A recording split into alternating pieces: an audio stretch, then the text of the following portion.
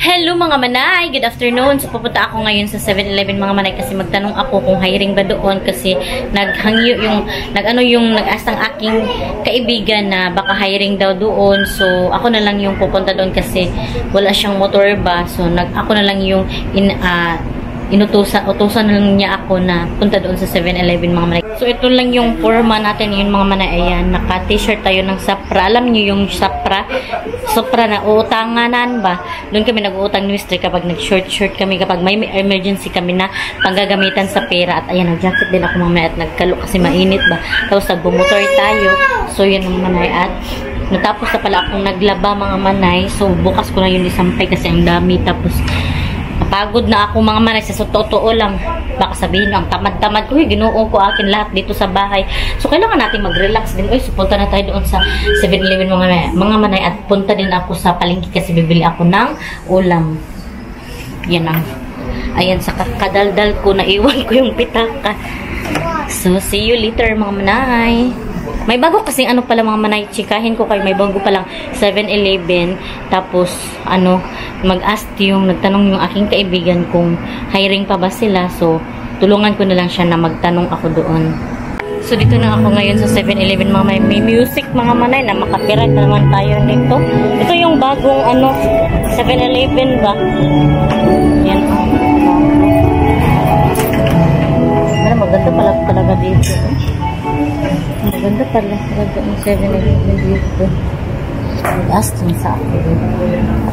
So yun ang mga manay, hindi ako pwede inallowed na mag-video. Bawal daw mag-video. So kahit saan na pala na 7-Eleven, bawal na mag-video. So nagtanong ako mga manay, wala nang hiring mga manay. So, kasi naghahanap ng trabaho yung kaibigan ko. So punta na ako ng palengke mga manay. Ayan yung motor ko. So may music na makapiright. Sana hindi tayo makapiright nito. So dito na ako sa meat shop mga manay. Ayan, pasok tayo. Ano na lang yung bilhin ko mga manay, manok. Magmanok na lang tayo. Ang baho dito mga manay kasi klase yung ito na lang yung bilhin natin mga manay. Whole chicken. Pilang whole chicken? 40 ang kilo. Dagko ra ba? Pwede gamay-gamay. Ayan yung nila, may chicken feet. Dito ako bumibili ng manok mga manay. Pila, dagko, pwede na gamay-gamay. Gamay-gamay lang. Nga manok. Sige. Merong rin na dito, mga karne mga manay. So ito yung meat shop. Video ko, ay, wala hindi pa ni Flor?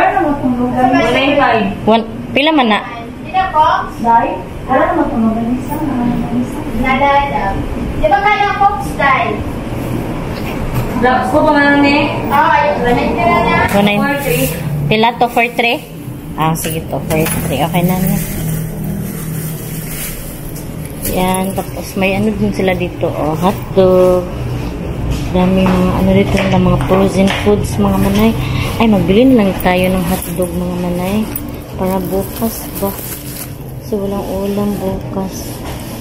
Virginia na lang. Kasi masarap yung Virginia hotdog. Where's the Virginia? Ito na lang mga manay. Ay, masarap kaya ito panado. Masarap kasi yung mga manay Virginia ba. Champion.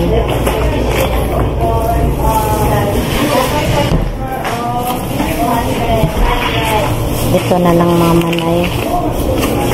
Ayan, Virginia.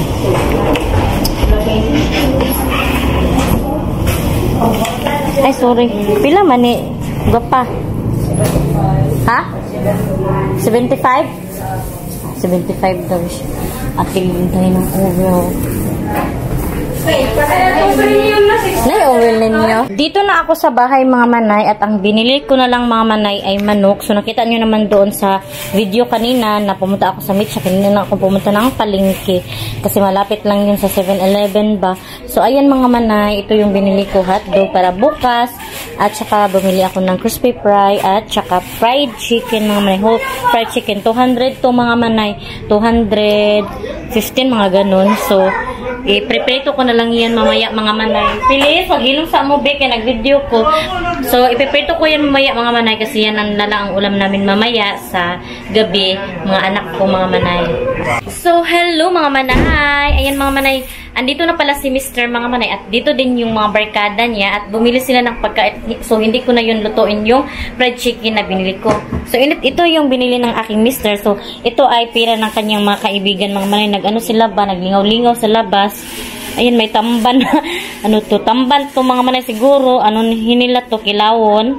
Ayun, ang dami oh. Magsugba-sugba siguro sila. At saka may bangus din mga manay. Ayan, ang dami. Tapos, sabi ni Mr. nagbili din siya ng lamas mga manay. Ayan. Tapos, sabi ni Mr. ano mga manay, anuhin ko daw to, i-marinate ko daw tong limpo mga manay. Ayan. O, diba? So, ang dami na naming ulam ngayon.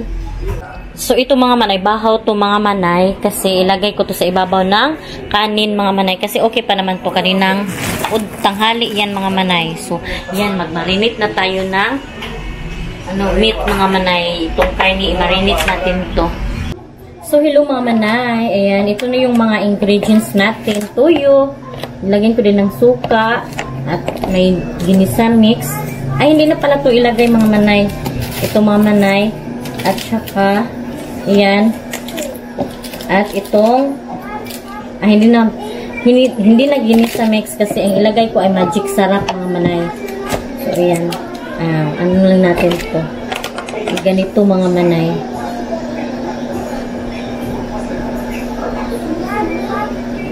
Lagyan lang natin ng tuyo. Marination lang naman ito mga manay. Tapos isugba. Iihaw man ito ni Mr. Ayan mga manay. Iihaw cups no? Andito na si Mr. mga manay. So lagyan to ng tuyo cups. Tama ba itong ginagawa ko? Mga manay kasi, mga manay, hindi kasi ako nag-iihaw mga manay. Si Mr. talaga gumagawa. Ang daming, anong mga manay, no? Amos. Ayan, iba mga manay. Magic sarap, ikaws, no? Ha?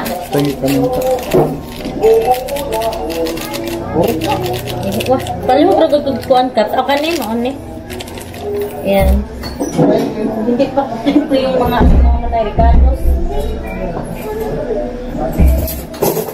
Ulit mo na mga manay ha. Dito kasi ako gumagawa sa misa mga manay kasi doon sa kusina namin mga manay, madaming lamok ba? Open kasi doon. Mag-ano lang kami puhon mga manay, plano kami ni Mr. na i-renovate itong bahay namin kapag makakaipon na. Kung may pira na talaga mga manay. Pero ngayon, hirap pa talaga mga manay na makaano kami ng namin, bahay na i-renovate itong bahay namin.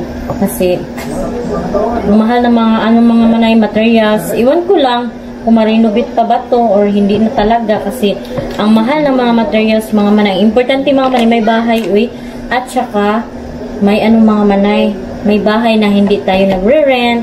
Ganun mga manay, importante ay hindi nag-rent. Tapos sariling bahay talaga mga manay, di ba?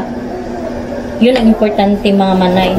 Importante hindi kayo nag-rent kasi kapag nag-rent kayo, mahalan kayo mga manay. Yung iba nga walang bahay, di ba? Yan ang importante, hindi yung mga manay. Ang bahay. Sinasaway yung bahay ko kasi pangit daw.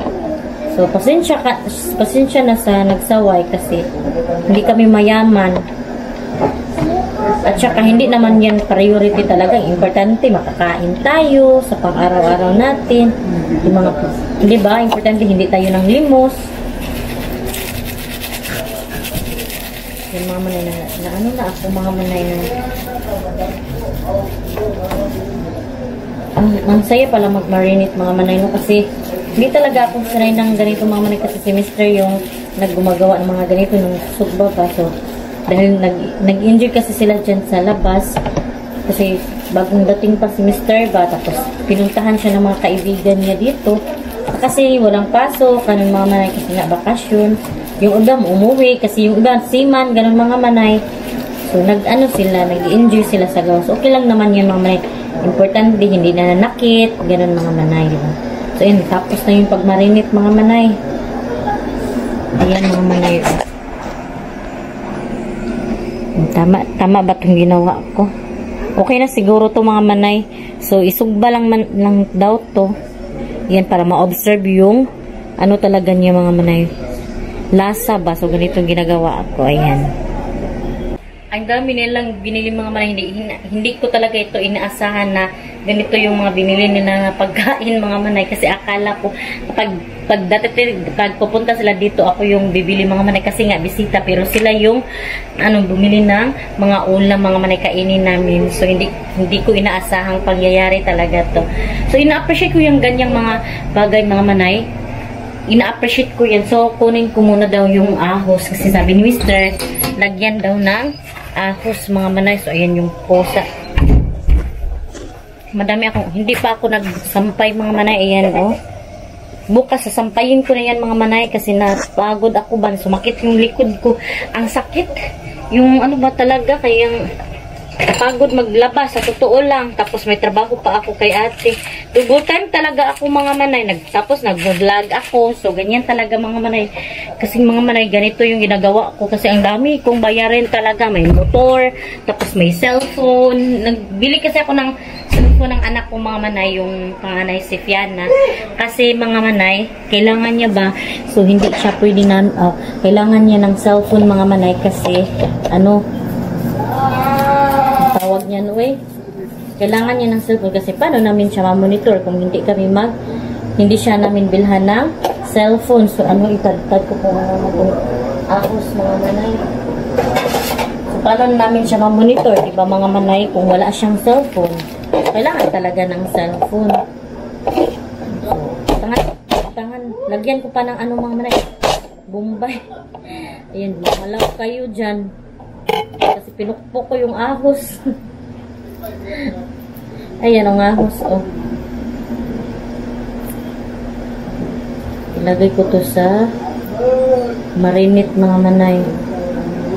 Parang kulang pa to ba? Maliit-maliitin ko pa to mga manay kasi kailangan iliit-liit siya ba para malagay. Ayan. Para ma-observe talaga yung lasa ng ahos. Sibuyas at Tagalog to mga manay, sibuyas. Ayan. So ito mga manay, hindi na daw to sugbahin mga manay. Iwan ko kasi yung kinuha lang ni Mr. ay yung karne lang. Tapos itong tamban ay hindi lang daw to hindi na ito nila kilawin kasi out of time na. So, yun na lang karne kasi madami naman at saka tatlo lang sila doon at saka kami lang naman dito mga manay. So, yun mga manay, hindi ko talaga inaasahan na sugurin siya dito ng kanyang mga kaibigan at magluto-luto sila at magdala ng mga pagkain. So, at least save the bill tayo mga manay kasi hindi na nagalaw yung manok na binili ko. So, bukas na lang yun at saka yung hotdog mga manay at daming lamas din mga manay, oh. O, diba? Ang bait ng mga kaibigan ng aking Mr. mga manay. Ayan. Bumili ako ng crispy fry mga manay kasi para sa aking manok mga manay kasi gustong-gusto ng aking mga anak mag fried chicken mga manay. Ayan. So, ang oras ngayon mga manay ay 6:30 na ng gabi. So, siguro mga manay, dito ko na lang i-end ang aking vlog. Thank you so much sa mga nanood kasi mga manay, may tatrabahuin pa ako sa aking kapatid. Mag-edit pa ako ng video at saka mag-edit pa din ako ng mga pictures mga manay. See you in my next vlog mga manay. Bye-bye and God bless. Ingat po kayo parati.